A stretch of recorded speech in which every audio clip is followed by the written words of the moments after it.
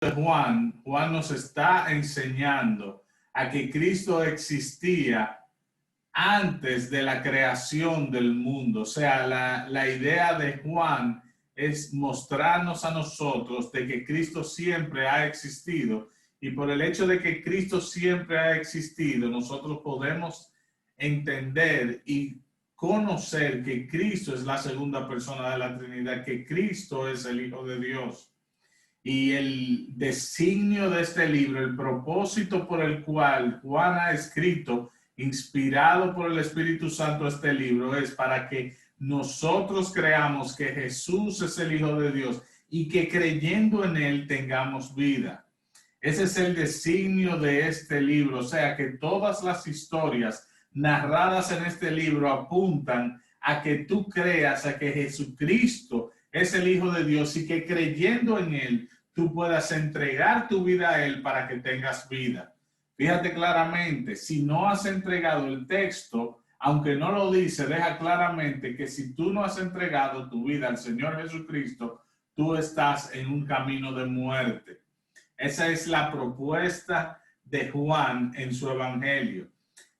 Nosotros pudimos ver a través de Juan capítulo 3 cómo el Señor Jesucristo se manifestó a Nicodemo. Nicodemo era un hombre principal entre los judíos, era una persona de autoridad, una persona que enseñaba al pueblo la ley, enseñaba al pueblo el camino espiritual y el camino hacia Dios. Y nosotros nos dimos cuenta cómo este hombre, Nicodemo, a pesar de que era un referente moral, un referente espiritual en la sociedad en ese tiempo, estaba sorprendido por los hechos de nuestro Señor Jesucristo. De hecho, la introducción de él fue maestro, o sea, un maestro espiritual del pueblo le está diciendo a Jesucristo, maestro, o sea, desde ya está denotando de que, mira, nosotros sabemos que realmente tú tienes algo especial. Nadie puede hacer lo que tú haces, le dijo. Rabí, nadie, pues sabemos que vienes de Dios, porque nadie puede hacer lo que tú haces si Dios no está con él.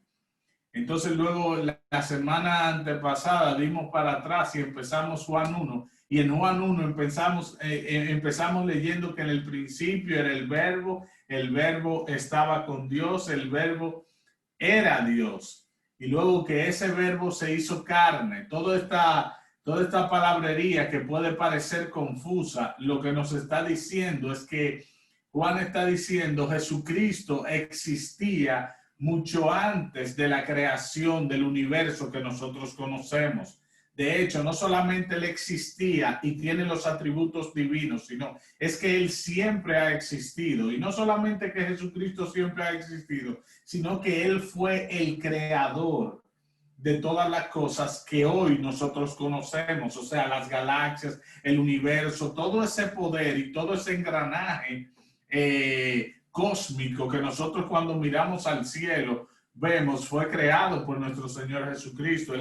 El hombre fue una creación de nuestro Señor Jesucristo también. Dice que todas las cosas por él fueron hechas, todas las cosas que existen fueron hechas por la voluntad, o sea, el Señor Jesús quiso hacer esta creación. Entonces luego más adelante él dice, oye, este verbo que existía desde antes del mundo, el logos, lo que conocían los griegos como el logos, que era ese algo grandioso que había creado todas las cosas. ¿Cuál está diciendo? Eso que ustedes creen que es grande y que creó todas las cosas, es nuestro Señor Jesucristo. He aquí yo se lo presento, se llama Jesús. Y luego más adelante dice que ese verbo se hizo carne y habitó entre nosotros, lleno de gracia y lleno de verdad, y vimos su gloria como la del unigénito. Porque a Dios nunca nadie le ha visto, sino el unigénito del Padre, o sea, ese Jesús. Él lo ha dado a conocer. O sea que si algo nosotros conocemos de Dios al día de hoy es porque nuestro Señor Jesucristo a través de las Escrituras nos los ha mostrado. Fíjense que el pensamiento de Juan es un pensamiento lineal.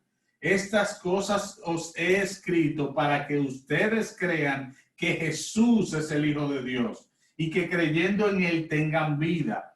O sea, esto es algo mandatorio para cada uno de nosotros. Esto no es una opción. Mira, esto es un menú donde yo voy a escoger entre diferentes personas y de pronto me parece, mira, me parece Jesucristo, me parece una persona, wow, cuánta virtud hay en este sabio maestro del Medio Oriente. No, no, no, no, no, no. Pablo está, Juan está diciendo, no, no, no. Es que nadie, aunque lo dice más adelante, nadie puede conocer a Dios si no es a través de Jesucristo. Nadie puede venir a Dios si no es a través de Jesucristo. Nadie puede ir al Padre si no es a través de Jesucristo. Y por eso es que él está escribiendo este evangelio para que tú y yo sepamos al día de hoy dónde está nuestra esperanza. Yo quería leer, saltar a la mujer samaritana, pero antes de saltar a la mujer samaritana, yo quiero ir a Juan 2, Juan capítulo 2, y voy a hablar específicamente de dos milagros de Dios. De dos milagros que hizo, de un milagro que hizo el Señor Jesús y cómo él purificó el templo al otro día.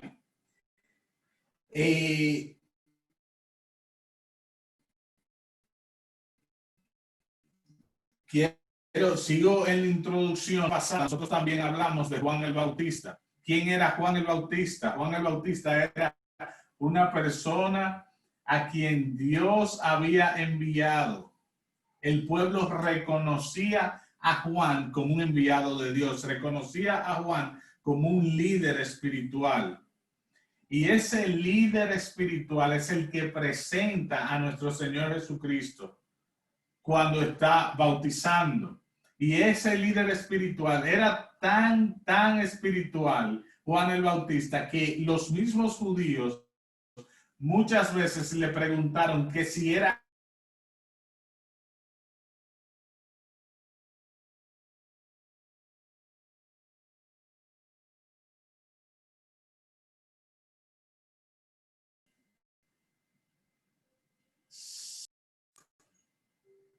se me cayó ahí. ¿Me escuchan?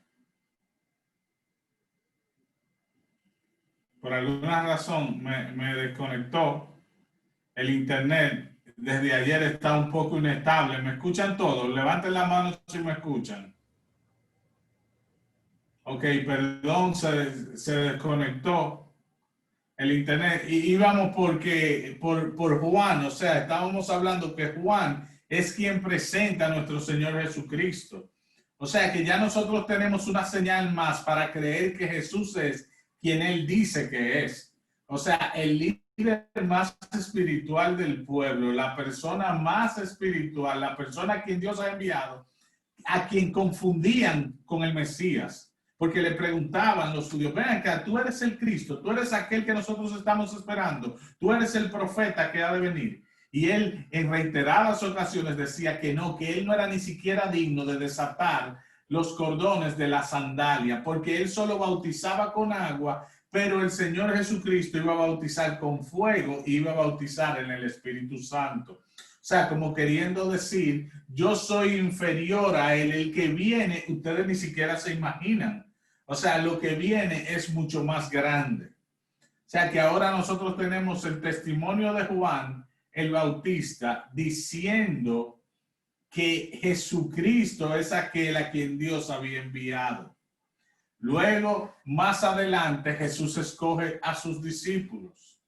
Y mientras va escogiendo sus discípulos, él de una forma sorprendente, ustedes pueden encontrar eso en el capítulo 1 de Juan al final, ellos se sorprenden de la sabiduría y del conocimiento de nuestro Señor Jesús, de forma tal que todos dejan todo lo que estaban haciendo y le siguen por el resto del camino. O sea, el Señor Jesucristo llamó a 12 hombres. Uno de ellos era Judas, el que le traicionó. Pero estos hombres, viendo la grandeza de nuestro Señor, atendieron al llamado de Dios muchas veces bajo una simple palabra de sígueme. Con el simple hecho de decir sígueme, ellos dejaron todo lo que estaban haciendo y le siguieron por su peregrinar en la tierra, que se cree que fue de 3 años y medio. El texto que vamos a explicar hoy es el texto de Juan 2. Y la idea que tiene Juan, recuérdense que el propósito del libro es que nosotros reconozcamos que Jesús es el Hijo de Dios. Por ende, que el libro va a narrar una serie de hechos que certifican y que nos dicen con certeza de que Jesús no era un simple humano, de que Jesús realmente era la persona de Dios hecha carne y que habitó en medio de nosotros en un tiempo, bajo nuestro espacio y bajo nuestro tiempo hace 2000 años. O sea, cuando nosotros leemos el Evangelio de Juan o cualquier evangelio en las Escrituras, lo que nos está dando es el testimonio histórico de la verdad de que Dios se hizo carne y habitó entre nosotros. Eso es importante que tú y yo lo reconozcamos, porque si es verdad, obviamente que lo es la Biblia, entonces quiere decir que si Dios se hizo carne, tú y yo tenemos que estar bien atentos a lo que Dios quiere hablarnos. Es por eso que la iglesia se fundamenta sobre el mensaje de nuestro Señor Jesucristo. Él fue su fundador, Él es Dios, Él es nuestro creador y Él es quien está edificando su iglesia y quien está llamando a los seres humanos a que se arrepientan y a que vengan a Él, porque en un día, nos guste o no, todo desaparecerá y todo dejará de existir. De hecho, quiero abrir un paréntesis, hoy el tiempo me lo permite. Si usted no sabe, ya la ciencia ha certificado de que hay un momento en que los planetas y el universo como lo conocemos va a dejar de existir. Se cree que todo esto va a llegar a un momento de caos donde el calor va a consumir todo lo que existe. No podemos decir que eso es mañana, no sabemos cuánto, pero si tú eres de los curiosos que le gusta investigar, tú puedes encontrar eso en googleando de la muerte del universo, the heat death of the universe. Y tú te vas a dar cuenta que ya los científicos han dicho lo que la Biblia por años y por siglos ha dicho, que en un momento todas las cosas desaparecerán con el fuego. Sin más preámbulos, mis hermanos, vamos a leer, voy a tratar de poner el texto, a ver si lo pueden leer, de Juan 2. Díganme si pueden verlo ahí mientras yo voy leyendo el texto, voy a ir explicándolo. Recuerden claramente, estas cosas se escribieron para que nosotros creamos que Jesús es el Hijo de Dios y que creyendo en Él tengamos vida. O sea que todo lo que yo vaya a leer aquí demandará de usted que usted lo crea o que usted no lo crea. Estos testimonios son contundentes y la idea del Señor es que usted tenga fe y que usted crea para que creyendo en Él usted tenga vida. Dice así las Escrituras: al tercer día se hicieron unas bodas en Caná de Galilea y estaba allí la madre de Jesús. Y fueron también invitados a la boda Jesús y sus discípulos. Y faltando el vino, la madre de Jesús le dijo: no tienen vino. Jesús le dijo: ¿qué tienes conmigo, mujer? Aún no ha venido mi hora. Su madre dijo a los que servían: haced todo lo que os dijere. Y estaban allí 6 tinajas de piedra para agua, conforme al rito de la purificación de los judíos, en cada una de las cuales cabían 2 o 3 cántaros. Jesús les dijo: llenad estas tinajas de agua, y las llenaron hasta arriba. Entonces le dijo: sacad ahora y llevadlo al maestresala. Y se lo llevaron. Cuando el maestresala probó el agua hecha vino, sin saber él de dónde era, aunque lo sabían los sirvientes que habían sacado el agua, llamó al esposo y le dijo: todo hombre sirve primero el buen vino, Y cuando ya han bebido mucho, entonces el inferior, y cuando han bebido mucho, entonces el inferior. Mas tú has reservado el buen vino hasta ahora. Este principio de señales hizo Jesús en Caná de Galilea y manifestó su gloria y sus discípulos creyeron en él. Este principio de señales hizo Jesús en Caná de Galilea y manifestó su gloria y sus discípulos creyeron en él. El Señor bendiga su santa palabra. Fíjense bien que por alguna razón Juan está poniendo este milagro para que nosotros entendamos al día de hoy, podamos ver en manifiesto o podamos leer cómo se manifestó el poder de nuestro Señor Jesucristo en esa boda. Antes de nosotros empezar a entender qué pasó en esa boda, me gustaría explicar el por qué estos testimonios son importantes. Si por algún momento yo llego al penal, lo cual espero que no pase nunca, y digo que soy Dios, eso es lo que espero que no pase. Imagínense que yo diga, yo soy Dios y llegue al penal. Usted obviamente, cuando usted me vea a mí, va a decir, bueno, pero realmente, ¿qué tú haces que tú eres Dios? O sea, que una declaración de esa naturaleza, de que tú eres Dios o que tú eres el Hijo de Dios encarnado y que tú existías antes de la creación de todas las cosas y que tú creaste todas las cosas, es obvio que tú debes evidenciar esa realidad. Yo no sé si usted se acuerda, pero nosotros teníamos una persona muy pintoresca allá en el penal, en una de las áreas, me voy a reservar el nombre, pero él decía que él era Dios. Y de hecho una vez nosotros tuvimos una conversación allá, y yo le dije que no, que él no era Dios, que simplemente es obvio que tenía problemas de la mente si él creía que era Dios. Porque nadie puede hacerse Dios y ser y vivir como los simples mortales como nosotros. La idea de Juan es que tú sepas que Jesús sí era Dios, porque él evidenció e hizo obras que certificaron que realmente él era una persona divina, de que él tenía el poder creador en sus manos. Él tenía la capacidad de crear cosas, así como creó el universo. Él tenía capacidad de manejar las leyes de la naturaleza, de manejar las leyes de la química. Nosotros al día de hoy no conocemos a nadie que tenga la virtud de convertir agua en vino. De hecho, recuerdo que una vez predicando en el penal de este mismo texto, me dijo uno, bueno, el que tenga esa fórmula se va a hacer rico rápidamente vendiendo vino. Y es obvio. O sea, nadie tiene la posibilidad de crear de agua simple, de agua potable, llenar tinajas de vino, y mucho menos con la calidad que el Señor Jesucristo la hizo. Ya que el maestresala, cuando probó, dijo, wow, qué vino tan bueno. Este vino es igual que el vino de al principio.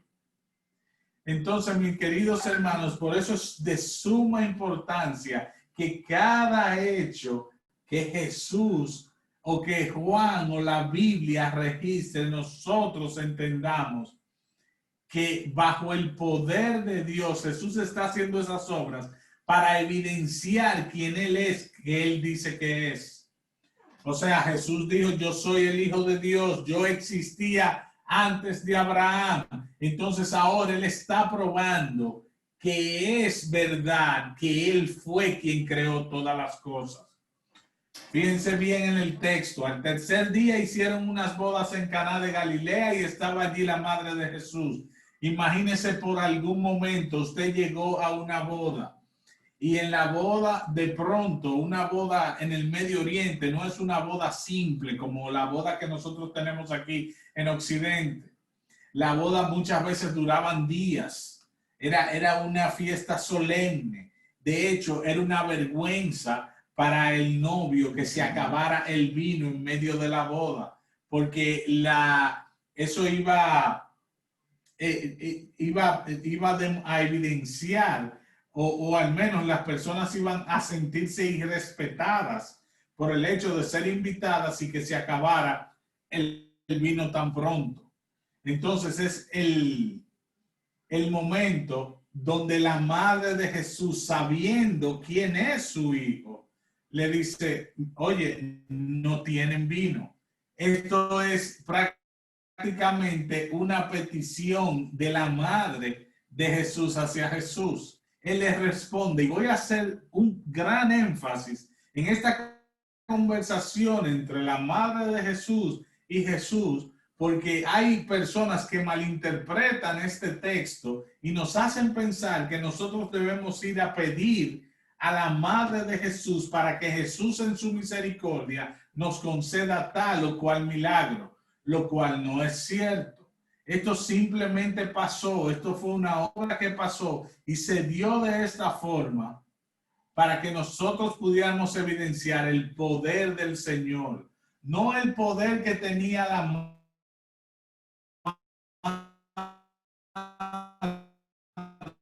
sobre Jesús, de hacer que él hiciera aquí. Y yo te lo voy a mostrar en el texto claramente. Fueron también invitados a la boda Jesús y sus discípulos, y faltando el vino, la madre de Jesús le dijo, no tienen vino.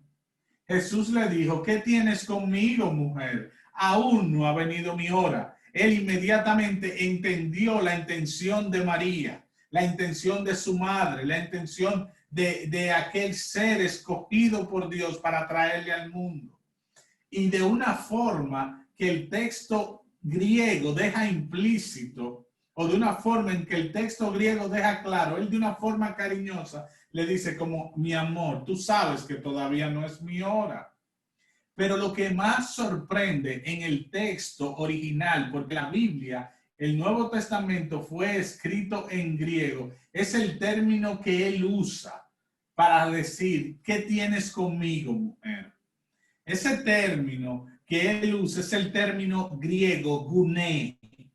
Escúchelo bien, guné. Guné deja implícito que es simplemente mujer. Él no se está refiriendo a María como su madre, a quien él debe autoridad y debe someterse a ella, como para que cumpliera. Con esto no estoy diciendo que Jesús no iba a cumplir el deseo de su madre. Con esto estoy siendo cauteloso y leyendo el texto como va en su contexto.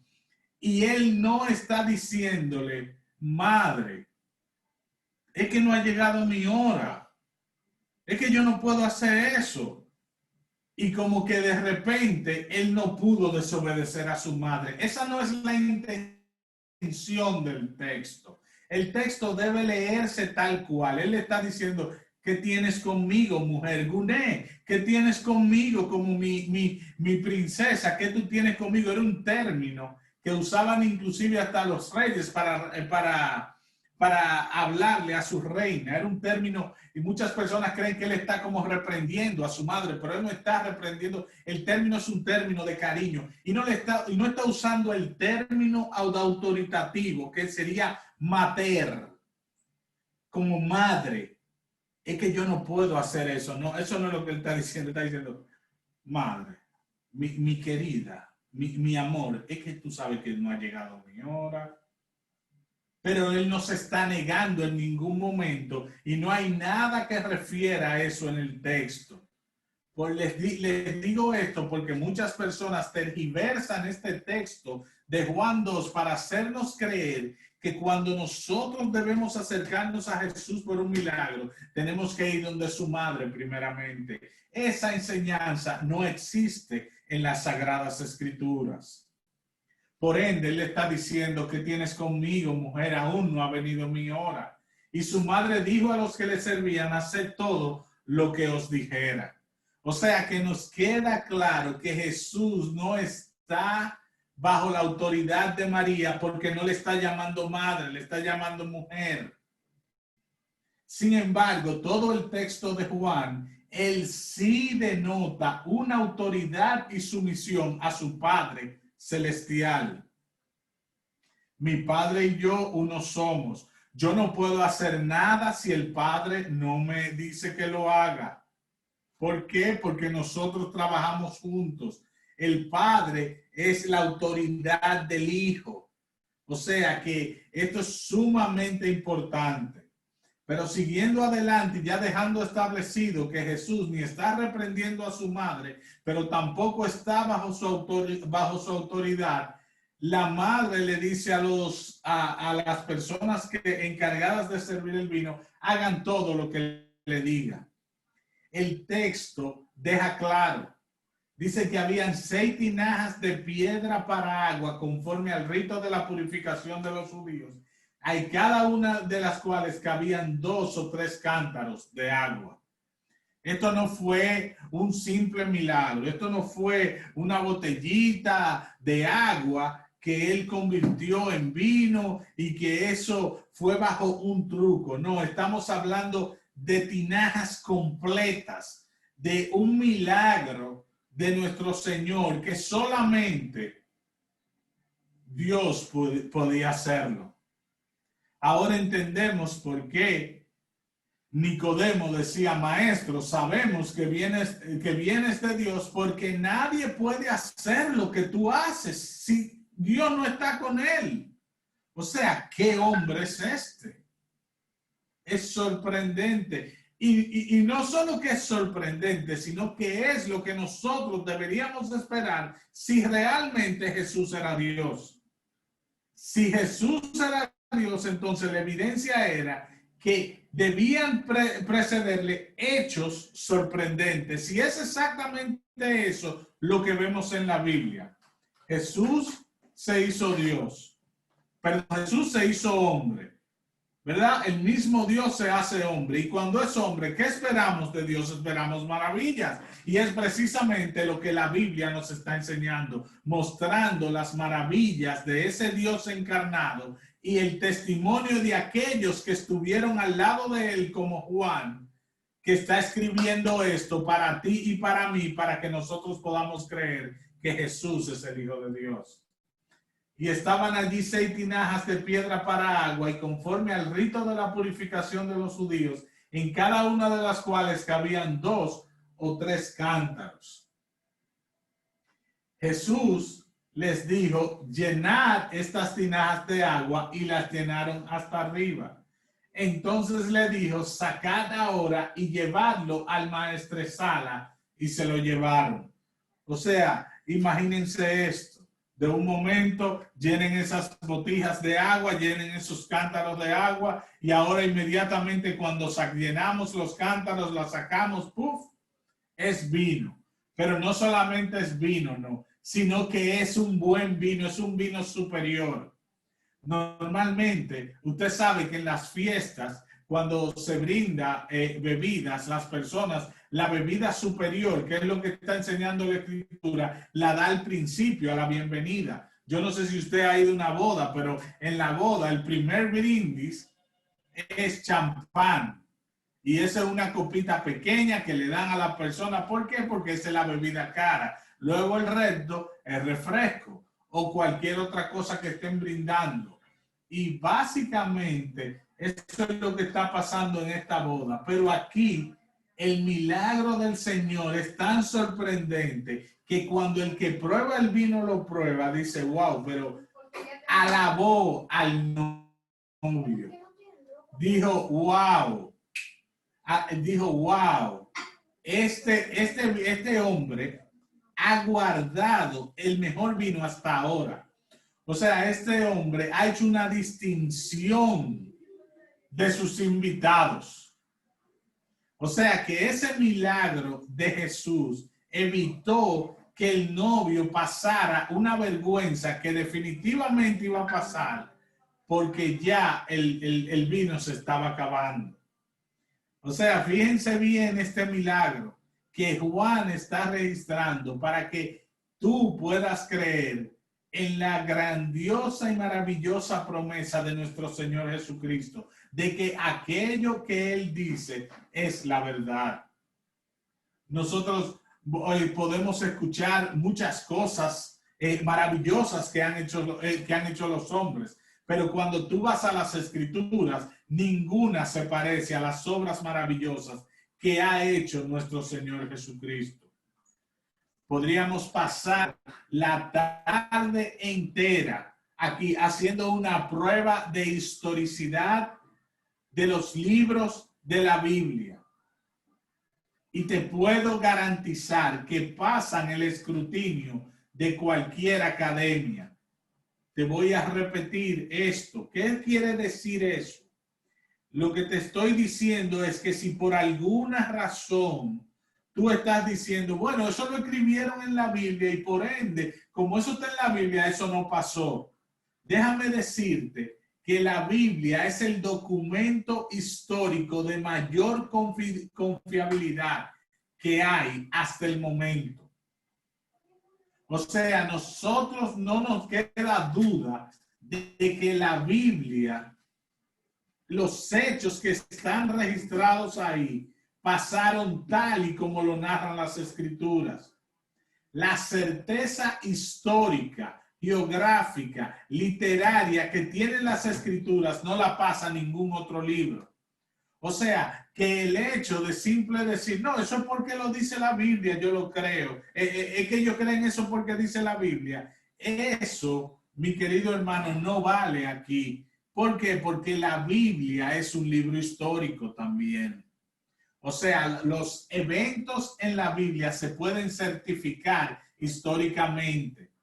No hay nadie en la academia, incluyendo de aquellos que no creen en Jesucristo como Dios. Ellos no pueden negar que Jesucristo haya existido. O sea, usted podrá encontrarse en las redes sociales algunas personas que tengan ese clamor de que Jesús no existió. Ahora, cuando van a la historia, se dan cuenta que Jesús existió más allá de la duda razonable. ¿Y por qué yo digo más allá de la duda razonable? Porque el personaje que está mejor documentado en la historia de la humanidad, de ese pasado, es nuestro Señor Jesucristo. Tenemos más de 24,000 fuentes que hablan de Jesús y que prueban que Jesús existió. O sea, nosotros tenemos una cantidad de fuentes, como nosotros encontrar un periódico de hace 2000 años y nosotros leer en la noticia, crucificaron al maestro de Galilea, al carpintero hijo de José. O sea, con esa certeza, nosotros los creyentes podemos estar claros de que lo que hay en este libro es la palabra de Dios. Pero seguimos avanzando. No quería dejar ese paréntesis porque muchas veces nosotros mostramos las maravillosas obras de nuestro Señor a través de las Escrituras y muchas de las objeciones que se levantan es porque eso simplemente lo dice la Biblia. Pues nosotros invitamos a todos aquellos que quieran refutarla históricamente, que choquen con la historia, que choquen con la verdad. La verdad es que nuestro Señor se hizo carne y que en algún momento en Galilea, en una boda, un novio estaba por pasar la vergüenza más grande en el momento más importante de su vida. Y allí estuvo el bendito maestro de Galilea, el Dios hecho carne, para evitar que esa vergüenza pasara a este novio. No solo nos deja sorprendido el hecho de su milagro, el hecho de convertir tinajas grandes de agua, convertirlas en vino, sino que la calidad de ese milagro, la calidad de ese vino era incuestionable. Sorprendido el maestresala. De tanto así le dice, wow, que alaba al novio. Mira, la gente lo que hace en las bodas, lo que hace es que compra vino del bueno y lo da al principio. Luego, cuando ya la gente tiene más tiempo en la boda, cambian el vino y dan el de menor valor porque así le sale más barato. O así simplemente no tiene que no tiene que preocuparse de, bueno, sí le sale más barato, no tiene que preocuparse de comprar una bebida tan costosa como el vino para tantas personas y para tantos días. Ese milagro fue sorprendente, pero ese milagro tenía una razón de ser. La razón de ser de ese milagro, a pesar de que este novio no pasara vergüenza, era que usted y yo creyéramos. Wow, pero ¿quién es este que tiene el poder de convertir el agua en vino? Pero fíjese lo que dice más adelante, el versículo 11, cómo termina. Este principio de señales hizo Jesús en Caná de Galilea y manifestó su gloria y sus discípulos creyeron en él. O sea, Juan está claro y quiere evidenciarlo. Jesús, este es el principio de señales, quiere decir que él está empezando su ministerio. Y empezando su ministerio, es muy probable que los discípulos estuvieran un poco dudosos de quién era Jesús, si realmente era Dios. Óyeme, pero nosotros hemos dejado todo y hemos seguido a este maestro de Galilea donde quiera que va. Pues no hay duda a ellos cuando fueron invitados a la boda. A ellos cuando fueron invitados a la boda. Y Juan quiere que tú y yo lo sepamos, que en ese principio de señales que hizo Jesús en Caná de Galilea, él manifestó su gloria, manifestó quién él era, qué él podía hacer. Y sus discípulos creyeron en él. Óyeme, definitivamente, este es un hombre sorprendente. ¿Qué vieron? Y esos discípulos, entre esos discípulos que creyeron en él, estaba Juan, el apóstol que está escribiendo esa historia bajo la inspiración del Espíritu Santo. O sea, él está dando testimonio de eso que vivió. Es como si Juan estuviera diciendo, wow, yo estuve en esa boda. Yo recuerdo cuando se acabó el vino, recuerdo cuando la madre de Jesús le dijo a Jesús de que ya no había vino. Y recuerdo cómo él le contestó a su madre en amor y denotando que él no tiene ningún tipo no le debe ningún tipo de sujeción a su madre o que no necesariamente era por el mandato de la madre que él estaba haciendo, que él estaba convirtiendo el agua en vino, sino que Juan está hablando de cómo él pudo experimentar esa boda. Él estuvo ahí, vio la conversación con su madre, vio cuando llevaron el vino y escuchó inclusive el maestresala cuando dijo, wow, todo hombre sirve primero el buen vino y cuando ya han bebido mucho, entonces el inferior, mas tú has reservado el vino hasta ahora. Ese Jesús es el Jesús que se hizo carne. Ese Jesús fue el que fue a la cruz, por ti, fue a la cruz por mí, fue a la cruz por todos aquellos que él escogió. Y ese Jesús es el que te estamos mostrando a través de estos estudios, a través de su palabra. Un Jesús que tiene el poder de eliminar la vergüenza de un hombre que se está casando y iba quizás a pasar la injuria más grande de su vida, la vergüenza del siglo. Ahí estuvo Jesús para evitar eso. Pues asimismo, ese Jesús nos ha enseñado a nosotros y nos enseña a través de esa historia que así como él tiene el poder para crear el agua, para convertir el agua en vino, él tiene poder para convertir nuestra vida en algo que no tiene sabor, a algo que tiene sabor y buen sabor. Mi querido amigo, si tú crees que Jesús es simplemente un gran maestro o simplemente una persona a la cual tú puedes ignorar, déjame decirte que estás equivocado. Ese Dios ha dejado el testimonio de las Escrituras como un ultimátum de amor para su creación.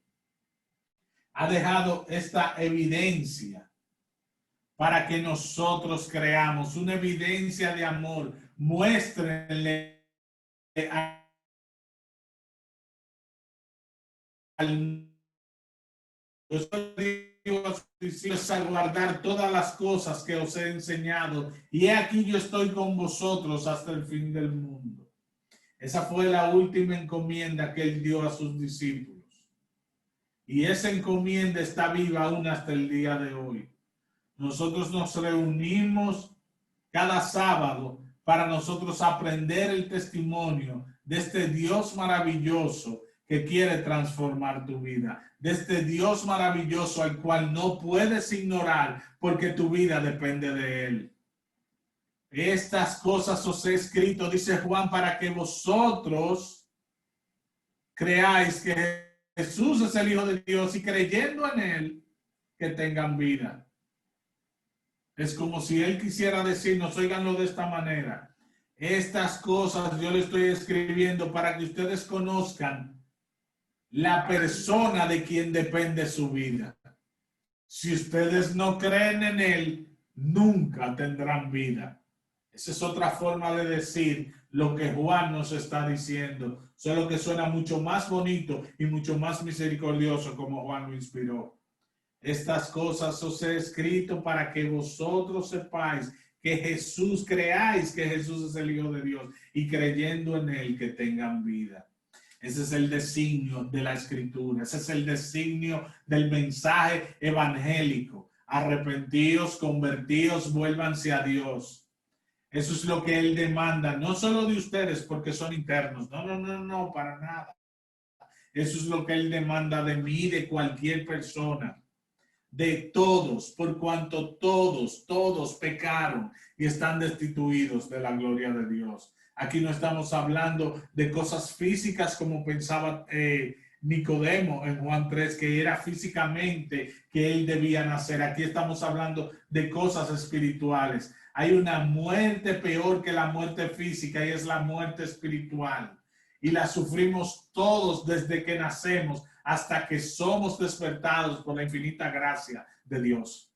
Escucha su palabra y no retengas, no dejes que el pecado te impida venir hacia donde Dios. No dejes que el pecado te impida clamar al Señor Jesucristo por misericordia.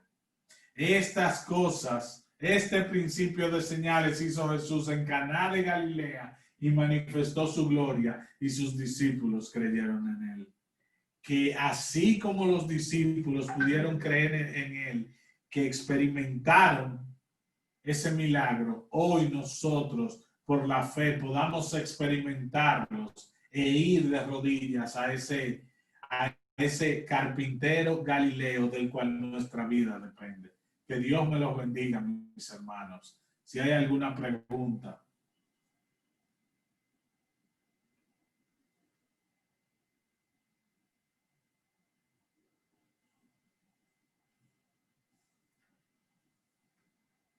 Bueno, si no hay pregunta, oremos. Vamos a orar. Señor, en el nombre de Jesús te damos gracias por este día, gracias por tu amor y gracias por tus misericordias. Te alabamos y te bendecimos, Señor, y te pedimos que tu palabra quede grabada en nuestros corazones y que podamos seguir meditando en ella en todo tiempo.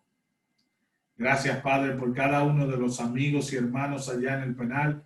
Bendícelos, Señor, que a pesar de la distancia, Señor, que ellos puedan, oh Dios, experimentar tu gracia y tu misericordia y tu perdón.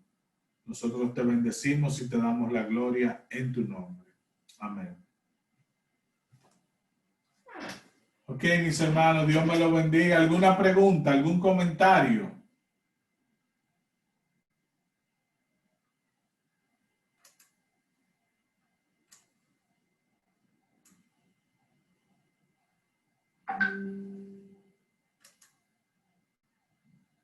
Allá en los galpones, ¿tienen una pregunta? Que vi que levantaron la mano. Bueno, si no hay preguntas, mis hermanos, Dios me lo bendiga a todos y nos vemos la semana que viene.